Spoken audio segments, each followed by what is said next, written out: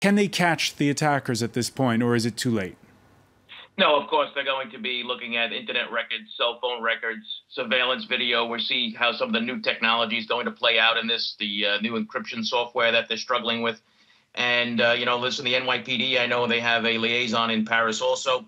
So the NYPD is on high alert. So we want to catch this guy. We want to catch him alive. We want to see what links he has to other people and other organizations. And then we're going to try to piece this together.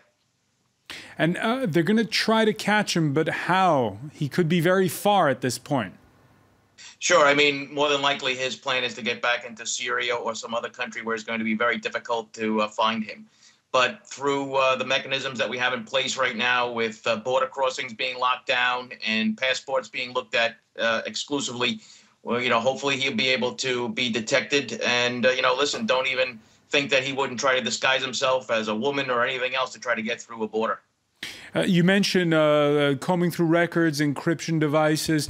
People have been wondering aloud if some social networking sites like Snapchat, where you only keep the messages for a short while, could be helping the jihadists.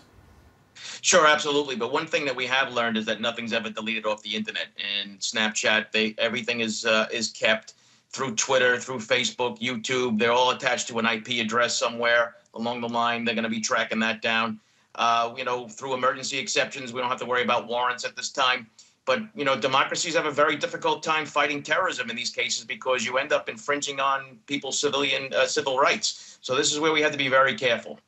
Now, you mentioned the New York City Police Department having a branch in Paris. New York, since 9/11, has had its own counterterrorism task force. Do you feel as though the Europeans have learned the lessons from the various attacks we've seen? Because it wasn't just the January attacks here in Paris. We've had attacks going back to London and Madrid in 2004.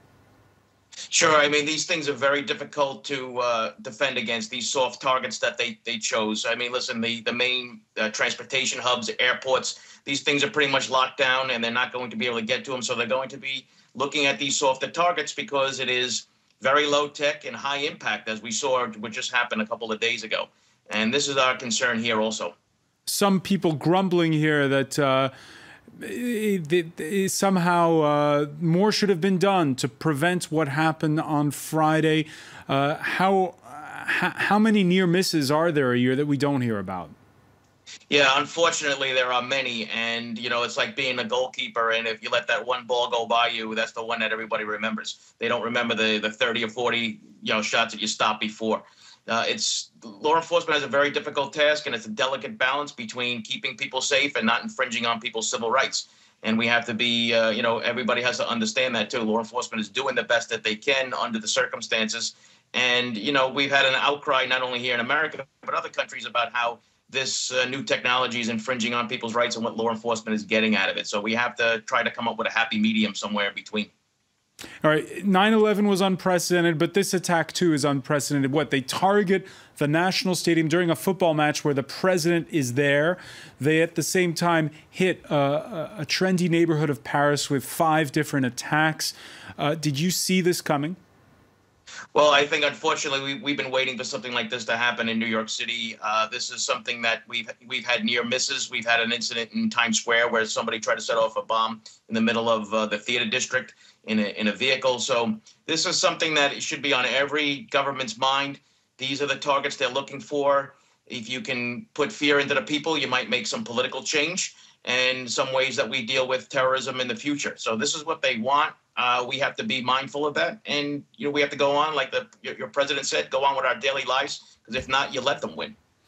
Final question for you. Joe Giacalone, the president said initially his first statement was France is at war. But a war is against soldiers. Are these men soldiers or criminals? Well, we treat even in the United States, we treat them as criminals. We conduct criminal investigations because that's what you need to do in order to catch them and be able to develop the networks that they have.